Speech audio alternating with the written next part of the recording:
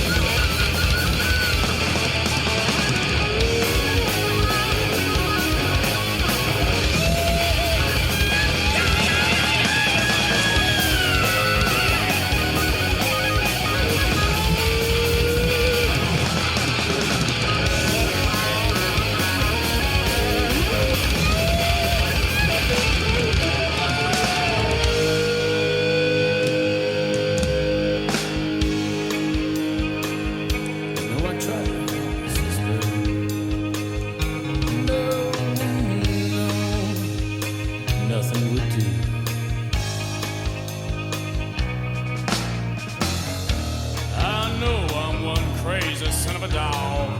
But sister, you said what was yours is now mine. I'll let them screw on me, sister. Well, my deal will be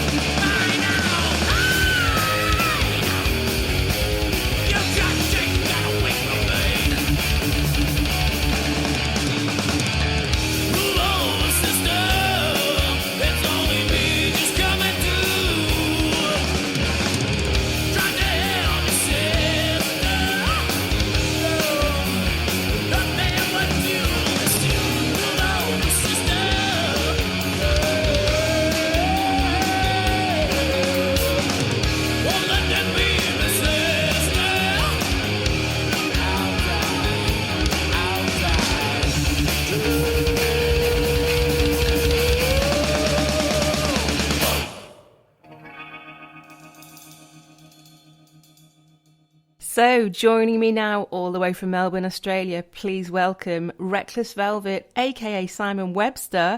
Welcome to the show, Si. G'day, mate. G'day, Copper. How's it going? How's it going, Raylene?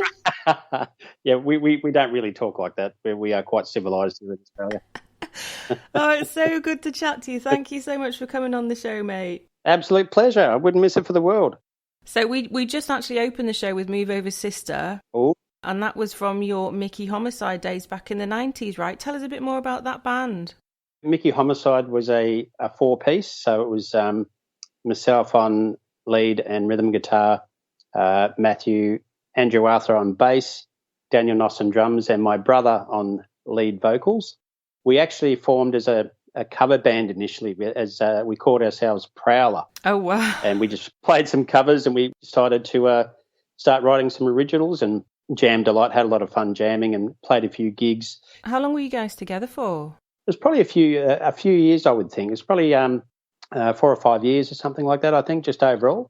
We cut the CD back then. That was the 8 tracks that we did, and that was where we went into the studio and properly recorded it. Mm. And then nothing sort of eventuated from it. You know, we all sort of started to get married and all that sort of stuff, and then the music started to slow down a bit. So we sort of, not necessarily split up, but the band we sort of stopped playing. The CD itself, the 8 songs, never saw the light of day. So we spent money on it. We got all the CDs sort of printed and done, and didn't do anything. Life got in the way, I think. Yeah, that's what happens, isn't it? So that CD you're speaking about with the 8 tracks on it, that's what you've now released as the Resurrection album, right? That's correct. So with that, I did that in probably memory of my brother. He passed away about 6 years ago, and when he passed away, it was that sort of thing of, well, the guitar slowly got shoved in the corner, and he wrote all the songs. I made the music, he wrote the songs, and that's how we operated. I'd come up with a riff, and we'd sit down. I go, mate, what do you reckon of this? He goes, yeah, that sounds great. And he'd go away and write a song. We get back together and knock it up, and then we bring it to the boys, and then we jam it, and that's how we sort of come at it. And then with all the technology nowadays and all that sort of stuff, I sort of just went to Matt, the bass player. We still keep in contact. He's Matthew Andrew Arthur. He's the Matt Adams Experiment on BandLab. That's right. Yeah, I've seen his stuff. He's great. Yeah, he is. And so I basically got his permission and Daniel's permission to release the song sort of in Adam's sort of memory. So, so they were happy with that. So, so I released it as Mickey Homicide Resurrection, 8 tracks of our songs. And with Move Over Sister, I think it sort of displays the band's prowess back then, just with Matt was a great bass player. We had a great drummer. Adam's vocals are just insane. And I think that was probably just our better song overall, which sort of really just displayed what the band could do. I mean, I absolutely love your Mickey Homicide stuff. When I first found you, after I'd sort of heard all the solo stuff you were putting out, I heard the Mickey Homicide stuff, and it blew my head off. I mean, you guys were one hell of a band. We had a lot of we had a lot of fun. We're a very tight band. Adam's vocals out front just used to blow people away all the time and all that sort of stuff. So no, it was good fun back in the day, and then just got old. Yeah. So how did you go from putting your guitar down after all of that to then picking it up again and becoming Reckless Velvet? And it just came about through the technology, basically, just becoming more available. So back in the day, we'd have to, as you know, get together, go in a rehearsal studio, pay for all that, jam and everything like that, and get everybody together. And it came about where I was just started to play around with a little bit of home recording. I thought, I'll just give it a go. Got Audacity and just sort of mucked about, and just didn't come out too good. And then I thought, I'll put an ad out on Facebook locally. I'll try to find a singer who I mesh with and see if we can make some original stuff. Mm-hmm. So I got these messages from these people saying, I've got a studio, and here it is. I've got drums, and then you see the pictures of them, and they got cats on they're hugging their cats, and I'm going, no, these are crazy old cat people that were going to attack me or something like that, and I'll never be seen. So then all the time taken. I've got 4 kids, and I work full time, and it was just the time constraints. It was just too bloody hard. And so I said, bugger it. So I found Reaper, and I started playing, recording, and bought an audio interface. So I started playing around with the guitars and started working a bit better, and I found a good drum VST, and it started sounding all right. I've gone, all right. I started making around. I had all these songs in my head for 20 years that I didn't record. And then I sort of think, I need something to mix it. What can I sort of master it? And I Googled, and BandLab come up because it's got the free mastering. And I went, oh, that looks all right. What's that? So I signed up, and rest is history on BandLab. So BandLab was, sort of got me introduced to all the collaborators, and obviously including yourself today. So then I got the bug. Once I started to have the ability to be able to record what was in my head and lay it down. And then I don't have a bass player, so then I use my keyboard for the bass. So all the bass and all the songs are from the keyboard bass. Wow. The drums are a free VST drum, which I've made. You can separate all the kick, the snare, and so you can mix it separately, so you can make that sound pretty reasonable. A lot of Google searches and YouTube, and a lot of trial and error, and so basically the sound that I produce out is essentially a laptop, a audio interface, and my Les Paul. So how would you describe the sound that you're creating now? I'm rock based. I was brought up with AC/DC. Yeah. So it's essentially reintroducing rock, I suppose you could say. So the bass is that sort of rock blues, AC/DC, Stones basis to it. Mm-hmm. If somebody said, "Oh, can you make a dance song?" Yeah, it's not my bag. Yeah. I'd give it a go, but it's something that I'd have to relearn. Yeah. As from scratch. But right, it's essentially rock based. So if someone says, "Hey, can you make me a rock song?" I'm your man. When did you first pick up a guitar and go, "Oh, I like this"? Well, it's funny actually. So it was back when I was 15. This is how the story goes. How I actually play guitar. My brother wanted to learn the keyboard. When he was young, he was 3 years younger, so he wanted to learn the keyboard. So I said, all right, let's go down the local music store and get a keyboard. So it was just one of those little cheap Casios back then. And I said to my mother, "Oh, Adams, my brother's got one. I want one too." And she said, "Look, I can't afford another Casio. You can have that acoustic guitar up there. It was a little $40 cheapy acoustic guitar." Wow. So I cracked the poops with my mum. I said, "No, I don't want it." I walked out, and then my brother walked out with his Casio and arm, and my mother said, "Okay, then you don't get it." So I walked out, almost got to the car, and I said, "Oh, all right, I'll get it." So never had any interest in guitar whatsoever. Wow. So anyway, we walk back in and speak to the sales guy, and of course he plays guitar, and he made this $40 guitar sound absolutely amazing. And I went, "Wow, I'll buy it. Yes, I want it." So I got this acoustic guitar, and he gave me a little songbook to learn and all that sort of stuff. So it was the old classic, summer of '69. I played until my fingers bled. I had blisters on my fingers, and the first song I ever learnt was Yankee Doodle Dandy. Wow. So and it was really weird. It was just from there, just started playing the guitar and really, really, really loved it, and got guitar lessons, got some guitar lessons, and I was really fortunate. I had this really good guitar teacher, and he's showing me and all that sort of stuff and learning. And I hate theory. It bores me to tears. I just can't sit down and read a textbook. It just drives me nuts. And he sort of could tell that. And he says, "Oh, what music do you want to learn? What do you want to learn?" I said, "Rock and roll."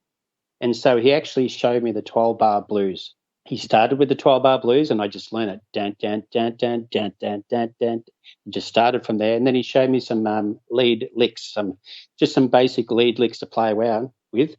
And that's the basis of my guitar playing today. And then along came AC/DC. My brother brought this CD home, Back in Black.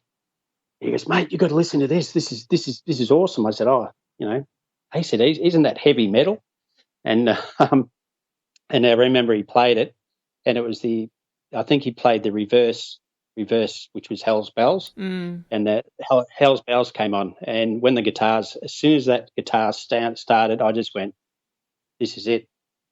It was that. It just the music just spoke to me, and I just went, "This is it." And yeah, we started doing a lot of AC/DC covers back then. Adam could sing. Brian Johnson, he could hit all the notes. He could sing "Shoot to Thrill." So we played a lot of covers with AC/DC and so forth. So yeah, that's how I basically got into playing guitar. I sort of, because my mum wouldn't buy me a keyboard. How amazing that teacher you had saw that you needed a little bit of a different approach, and he went, "Okay, what do you want to do? What do you want to play?" Yeah, he was really good, because and then we didn't do any sheet music then. He used to show me licks and show me chords and show me the bar chords and so forth. And that's how I, sort of just then became self-taught.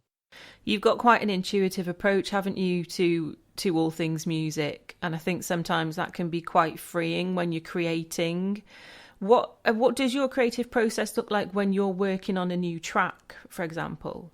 Music doesn't come to me when I'm in the car or at work or watching TV. Music only comes to me when I'm actually playing the guitar. Oh, really? So yeah, all the songs that I've made have become when I'm just mucking around with the guitar. Still writing. That song there was just I was just mucking around with the guitar, and I just went, that sort of just popped in. I went, "Oh, hang on a sec, that sounds all right," and started playing around with it. And there was watching the waves. It was like a sort of just a 3-chord song, and I just went, "Well, hang on, that sounds all right." So I started. So all the songs come about if I only actually play the guitar. I just sit there like Jimi Hendrix. I think he once said something around, "Just let the music talk," and that's how it works for myself. I don't sit there and go, "Oh, hang on, dun dun," and then go down and play it. It just I just let I'll be playing a G chord, an A chord, F, C, D, and then just muck around, and all of a sudden I go, "Well, hang on, what was that?" And I'll record it. Like, I'll have the phone and just record that so that I don't forget it. And then sometimes then I go, "Hang on, that would sound good with that one," and then I'll try it. And then pretty much just going from there as far as just getting on the guitar and playing. Well, on that note, I reckon it's probably about time we played another song then. So what are we going to play next, and why? So this one is Flower Woman. So the reason why we're doing Flower Woman in chronological order. So this was based on my brother's song that he wrote, and I put constructed the chords and the song, because we only ever did it as an acoustic, and then put it up on BandLab, and then lo and behold, you come along and said you wanted to do a version of it, and you absolutely blew me away with it. When I first heard the track, the Flower Woman track, I just thought it was so beautiful. I'd been stalking your profile to try and find a song that I could collab with you on, because I'd seen you knocking around. I was like, right, I'm gonna have a creep of his page, and I heard a few of your riffs, and then I heard Flower Woman. And I just thought, oh, that's the one. Well, with in all honesty, the actual Flower Woman chord progression was created by Matt. Oh, really? Yeah, back in the day. So he created that, and when we sort of separated ways, he said, "Yeah, you guys can have that sort of song." So I've got to be honest, the basis of that song is Matt's chord progression. Well, there we go. That's a bit of info we didn't know, folks. Okay, so we are going to give Flower Woman a spin right now.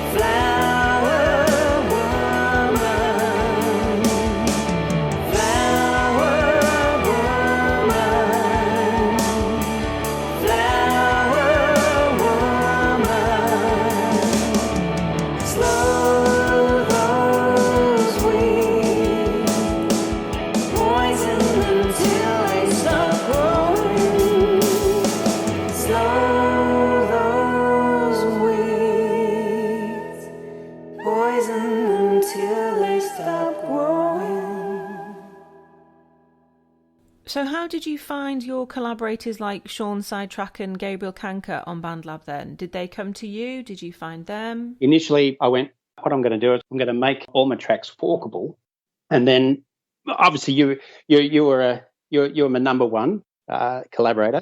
Well, of course. Oh, without saying. And then I had, and then Sean just it was obviously following my profile, and he actually just messaged me. He said, "Hey, I want to put a song to one of your riffs there," and it was my riff. I think it was my riff 3. Mm-hmm. I said, "Oh, great, no worries at all." And he came back with nothing in particular, and it was our first collaboration. And I was just stoked because I had that song in my head over 20 years. Wow. Yeah, that was just I every time I jumped on the guitar, I'd sort of just play that riff, and I go, I've got to do something with that, and finally, and then I created it, and I still wasn't happy about it. And I just go, something about the song driving me nuts. So I sped up the tempo. Mm-hmm. Increased the tempo, and then Sean came along and put his words to it, and as we started from there. So him and I clicked pretty much straight away, and then we just started. He's such an awesome songwriter and a great performer as well, and we just clicked. It was really, really good, and then lo and behold, we got 10 songs later. How amazing that a riff that had been kicking around in your noggin for 20 years that you just couldn't quite, there was a bit missing, and along comes Sean from another country, and he's the missing piece to that jigsaw. How amazing is that? Oh, look, it's for us to be able to collaborate, and for me, if any singer-songwriter wanted to put their lyrics or create a song to my music, that's the ultimate compliment for a musician. The thing I love about it as well too is that somebody else will come along and go, "Hey, I like that riff. I want to do something as well." So with the Flower Woman riff, there's your version. Mm-hmm. Gabriel's done a version. Mm-hmm. Sean has the original version with my brother, and then I think there was another 3 versions. I mean, that's just crazy. So for me, that's a buzz. That's just that's just a buzz. It must be really an unusual experience for you to hear that song that you wrote years and years ago, and you've got all these different versions of it. Like you just said, there's about 6 versions of it. Yeah. It must be really mad for you to hear all of those different versions. It is. All of this is getting done while I'm in my bedroom here in Melbourne, and you're in the UK, and Sean's over in the States, and so is Gabrielle, and it's insane. It's absolutely insane. We've never met just by Skype or communicating over BandLab by messages and so forth. And generally, with someone wants to put words to my music, I'm very happy. I won't change anything unless it's bad. And a few times on BandLab, I had to stop allowing the forks, and then it's like, okay, if we're going to collaborate, let me know what you want to do first and so forth, because there was a couple of them that were when so, and look, we all encourage each other, of course, but there was a few of them there I just went, my song. I mean, it's quite brave to do what you did, to open up your songs for anybody to do whatever they wanted with them. That's quite brave. Well, it's also it's also the other way to sort of promote yourself too. If I had been arrogant and just said, no, well, I'm never going to be able to collaborate. And the fact that I've allowed, as I said, let people, here it is, have a go, come back, and, as I said, it's amazing. The way you did things on BandLab was really unusual. And I remember when I first found you, I thought, oh, this is a great way to get your stuff out there, because you created this, what you called a veritable buffet of riffs. You had them all there ready to be forked, and you numbered them rather than sort of naming them. You just numbered them, riff 1, riff 2. Yep. So it meant that people like me, vocalists like me, could come along, have this perfectly produced track with drums, with the riff, with everything there, and it was just ready for us to write lyrics, put the vocal down, and there's a song. I mean, that was such a clever way to do things. Well, you're very lucky I can't sing. Because if I could sing, as I said, I'd be taking it all myself. No, kidding.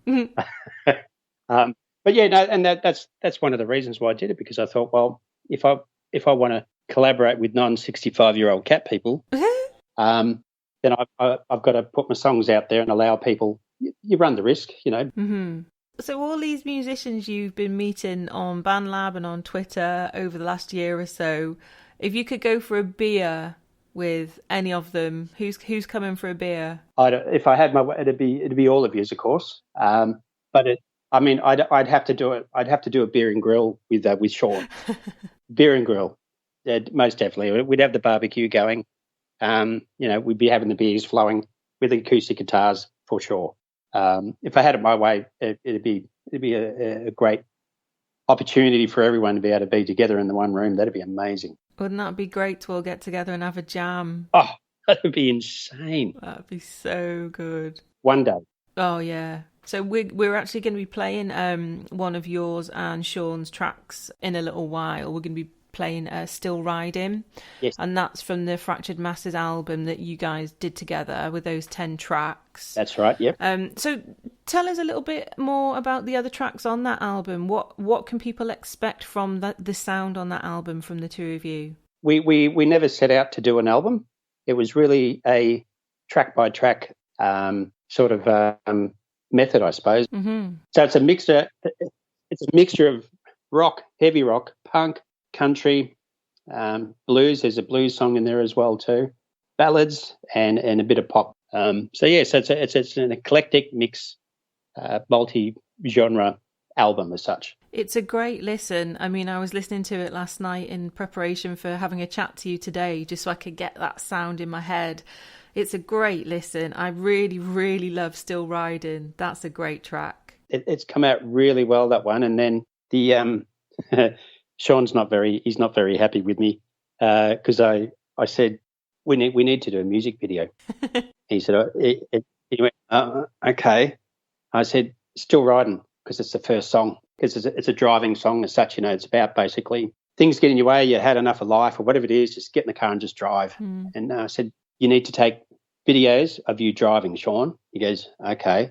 I said just take a whole 3-minute shot of you in one position. I said because I've got to then sync everything, and then I said I'll do some shots of me and the guitar. Now that's all easily said and done when you're talking about it. Uh-huh. When you're in front of that bloody video camera, looking like an absolute tosser, right? So Sean, he sent me the pictures, the videos, and he's gone, I don't like them. He says he said I don't look good. I don't like it. And I said, mate, don't worry. I said, we're not going to use the full 3 minutes.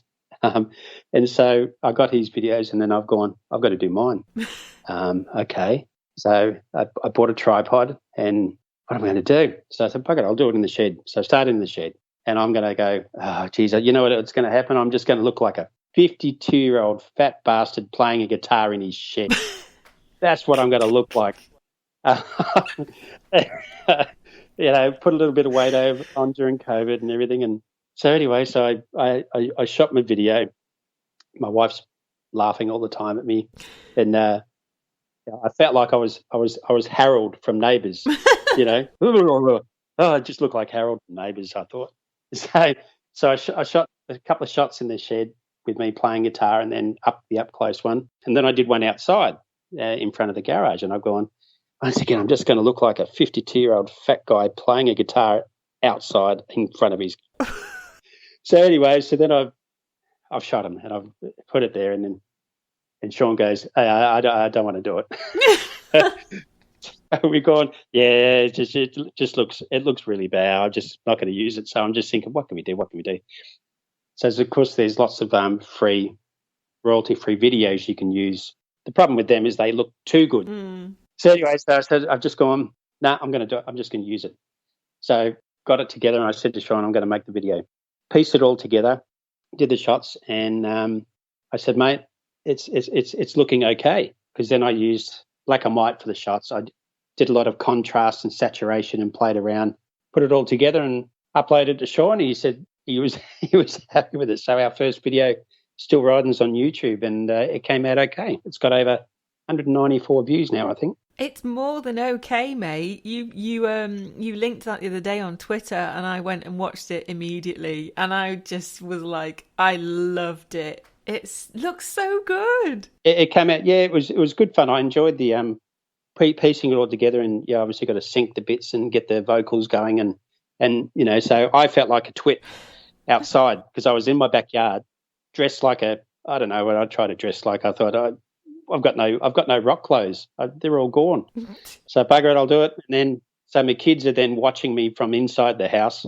That's when you see me look over and I'm smiling because they're looking at me. Yeah, I can tell that from watching it. Yeah, looking and then and of course you're feeling like an absolute tosser. No one's around you, and you're trying to act like a 20-year-old again. But it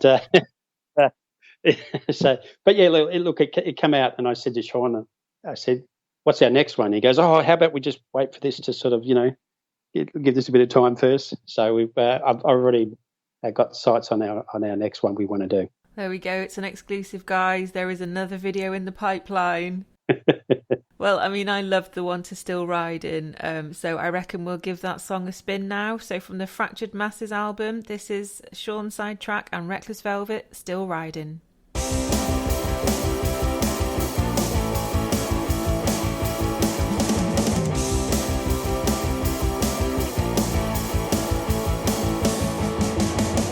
At the door on a trip to see you soon.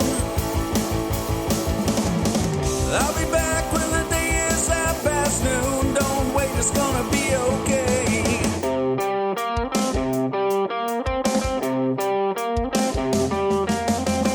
Long drive, but some time to free myself. Still riding life. Take time on the dime to free myself. Still riding life. Long drive, but some time to free myself. Still riding life.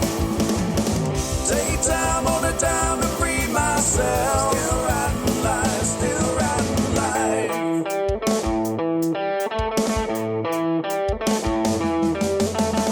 Racing towards the future, I feel it out.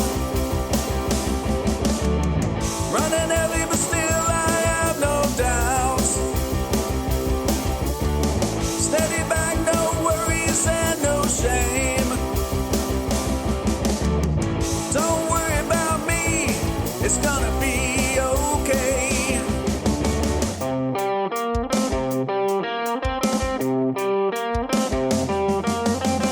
Long drive, but some time to free myself. Still riding life, still riding life. Take time on a dime to free myself. Still riding life, still riding life. Long drive, but some time to free myself. Still riding life, still riding life. Take time on a dime to free myself. Still riding life, still riding life.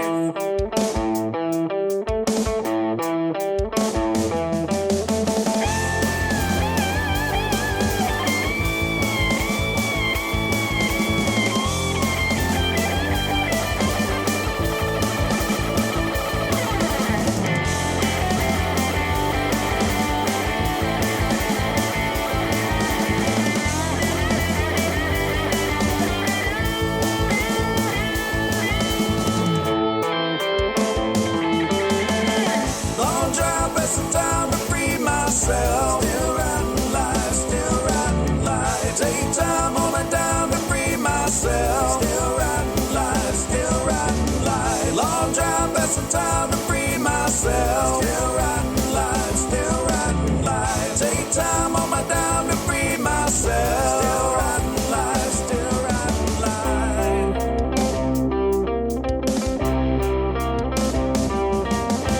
Oh, I do love that one. So, more videos to come from you and Sean in the future then. That's exciting. You partial to a music video? Yeah, and I think, and this could be one of the exclusive, but I think maybe you and I should do one for Whatever. Well, we have, yes, we have toyed with the idea. Whatever. Yeah, can you imagine me doing that in a music video? Well, as I said, that's another thing that I had in my head for forever. And then when I sort of put the idea to you, you went, you said, yes, I like that. And then I didn't have a song for it. And I just went, oh, hang on. And once again, this is a song my brother and I wrote years ago. He had different words to it. and we played it live a few times, and I thought, hang on, that riff might work, and then you and your magic came up with whatever, and it's absolute sheer brilliance. Catfish, I love it. When you told me about your idea for that, I was like, okay, yeah, that's a good idea. But then I was like, hang on, how am I going to do that? Like, I just didn't know how I was going to run with it. But I put the track on, put my microphone on, and I tend to just like let my stream of consciousness run and see what comes out when I do a scratch vocal. And all of this Essex just came out. It was so funny. Wait till he sees you without your lashes on, Han. Well, initially in my head, I was thinking American teenager. Yeah. Yeah, like whatever. Yeah. Like initially, and then you've just gone. Then I said, you said gave you the idea, and you came back with that, and I just went nailed it. It was just absolute sheer brilliance. I love it. And that would make a very funny video. It would be a hilarious video, and I think work on that one. I think Ed would be pretty excited to see that. Right, Ed, our mate on Twitter, that's his like favourite song ever, isn't it? That would be very good. We'll work on that one. We'll talk. I'll get my people to talk to your people. Yeah. Talk to my agent. So, I mean, I guess we feel we know you pretty well by now, but tell us something about Reckless Velvet or Simon Webster that we don't know. Let me say, geez, that you don't know. Married 2 times. I've got 6 children, so 4 boys and 2 girls. I work in recruiting. I find people jobs here in Melbourne. I've been in sales over 30 years. That's pretty interesting that you've been in sales for the majority of your career, because that totally comes through in the way you approach the music industry as well. Like, you're such a good salesman.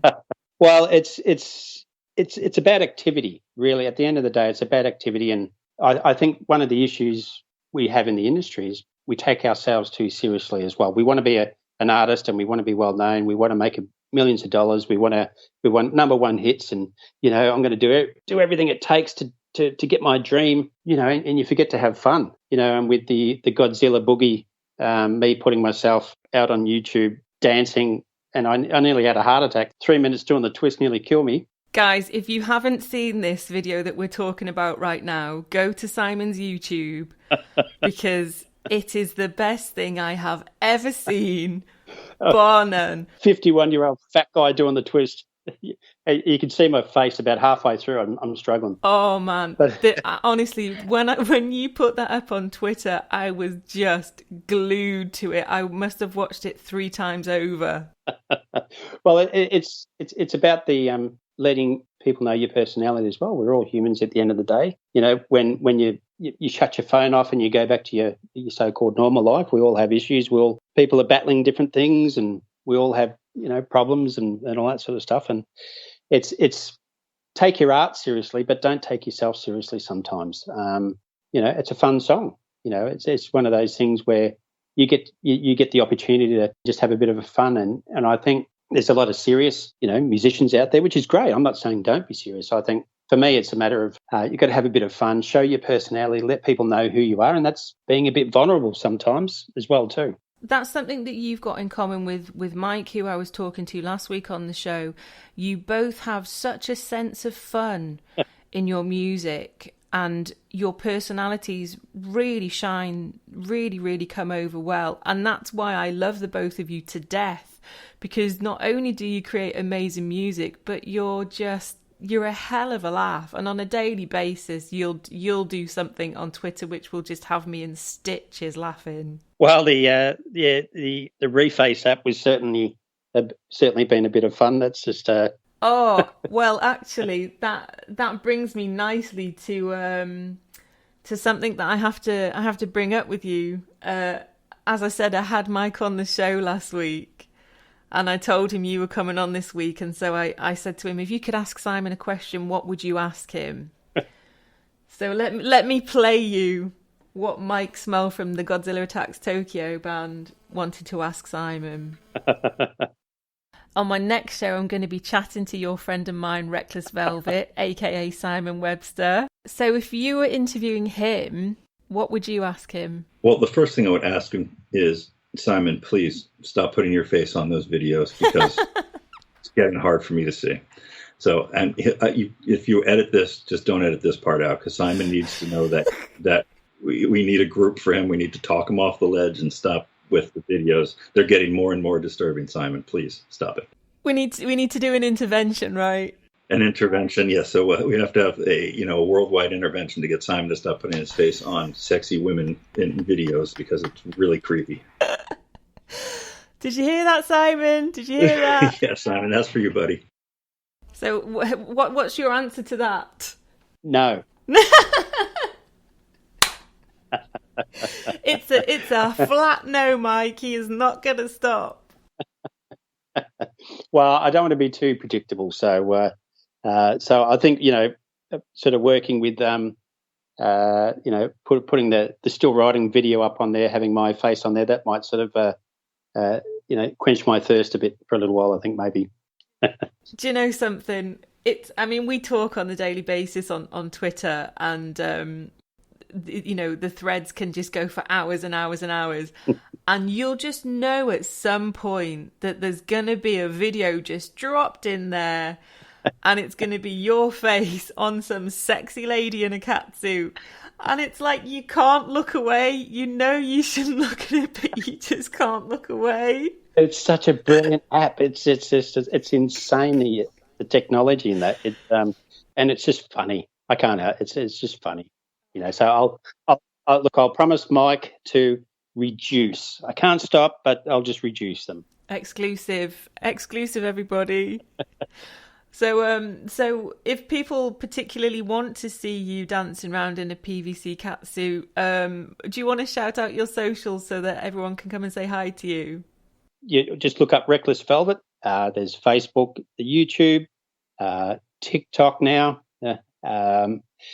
Twitter, Instagram, BandLab, Spotify, Amazon, Apple. So all the songs. Bandcamp as well too. So I'm on Bandcamp as well. So all the songs are on Bandcamp. Yeah, you're everywhere. You're literally everywhere. So people can stream and download your music, and they can follow you on the socials to find out what you're up to. What is next for you? What are you working on right now? So myself and Gabrielle Kanker from Indianapolis, from the States, who I met on BandLab. We once again a fantastic vocalist and artist as well. The first song we did was I had once again the song that Gabriel came up with, Scratch That.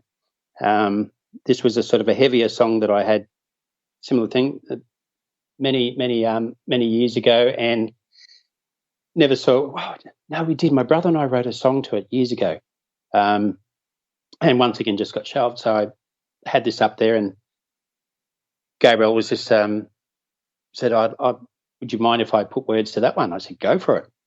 And then so similar thing with Sean. It just sort of stemmed from there, sort of song by song. And Scratch That is probably, and I think on BandLab that got over 700 views. Wow! It got trended number one in metal, and Gabriel's vocals work quite well, and very similar to you. Gabriel is not easy to mix. What I mean by that is several vocals, and one of my challenges is having a hearing loss as well from playing too many Les Pauls back in the day. But then with Gabriel, song by song by song by song, we got up to 10 songs, and we've just released our album called Inside Outside. Oh, fantastic! So with that, there is 2 songs that cross over from Fractured.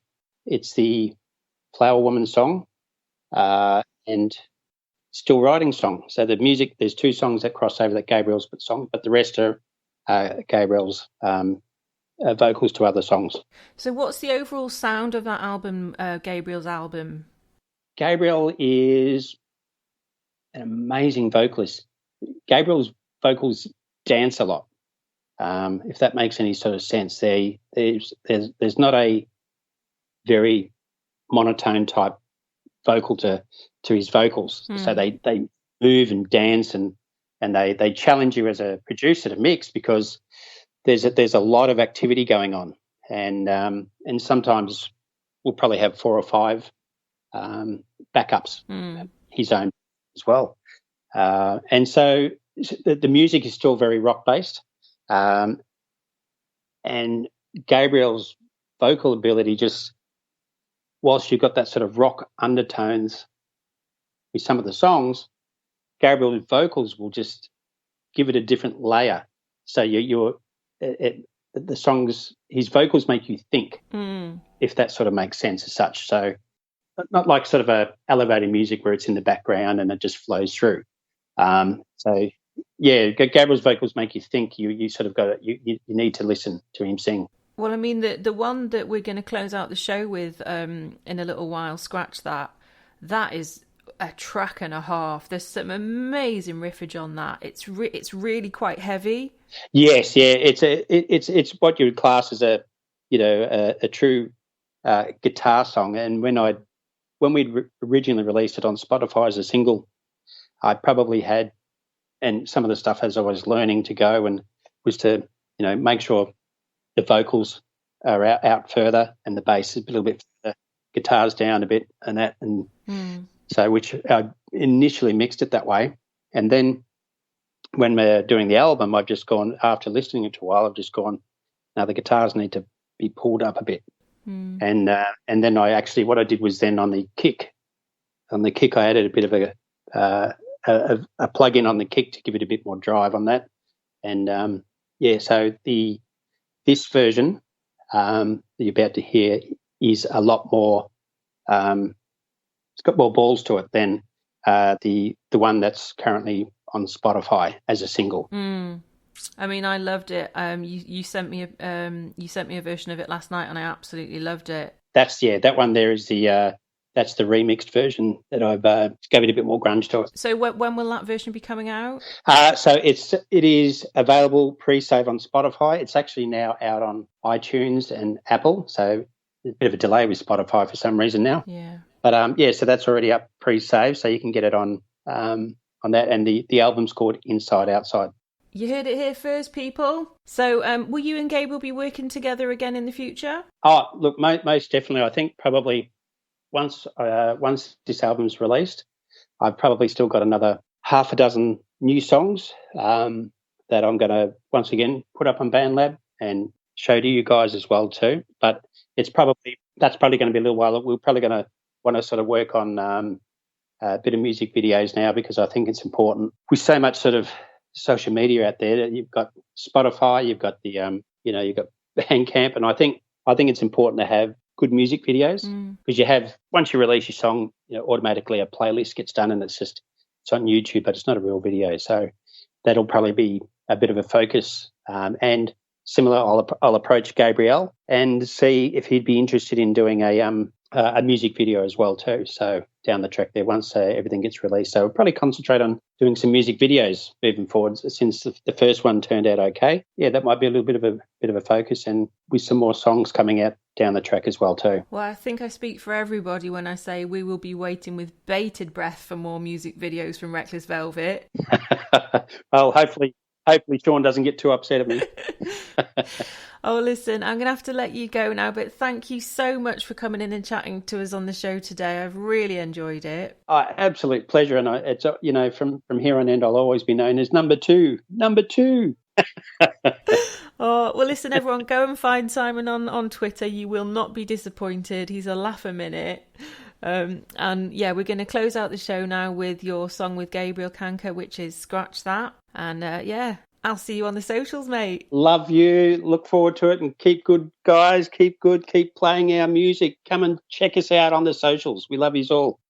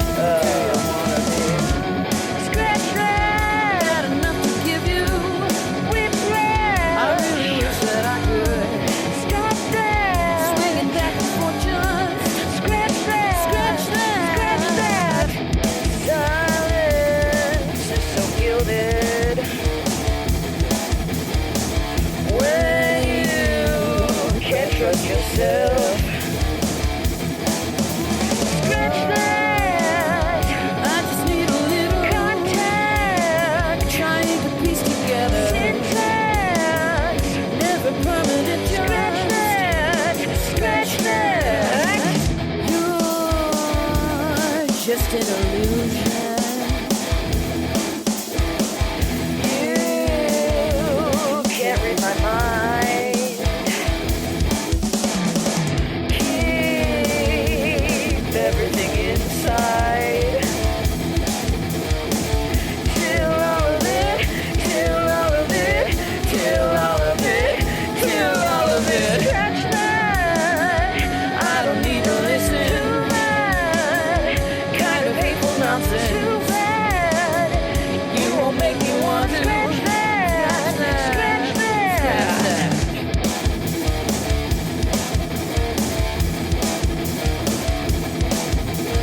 You can't try, but you can't make me.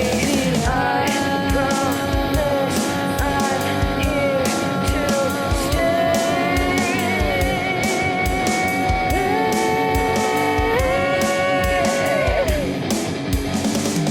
My world won't be ending. We'll find a way. Not now. Not today.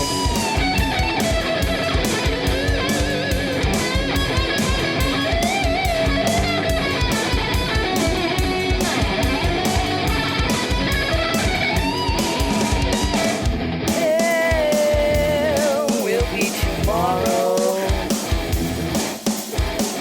just like we had today. My world won't be ending. We'll find a way. Scratch that. It's enough to give you whiplash. I really wish that I'd stop that. All I want to do is scratch that. Scratch that. You can try, but you can't make me. I promise I'm here to stay. Scratch that. It's enough to give you whiplash. I really wish that I could stop that. All I want to do is scratch that. Scratch that. Scratch that. Scratch that. Ah, so there goes Reckless Velvet. What an absolute legend. Why don't you head on over to Twitter and see him, say hello, give him a follow so you can keep up with what he's doing musically. You'll find him at Reckless Velvet, and as we said during the show, you can stream and download his music on all good platforms, including Spotify, iTunes, and all the usual stores. And that's all we've got time for today. Thank you so much for joining me for this episode of Not the Jenny Show. I hope you've enjoyed it, and I do hope you'll join me next week when my guests will be Matt, Paul and Jimmy of Storm of Crows. So get your questions into me on Twitter at @_Ukulele Girl, and don't forget to use that hashtag Not the Jenny Show, or NTJS for short. And I'll do my best to put your questions to Storm of Crows next week.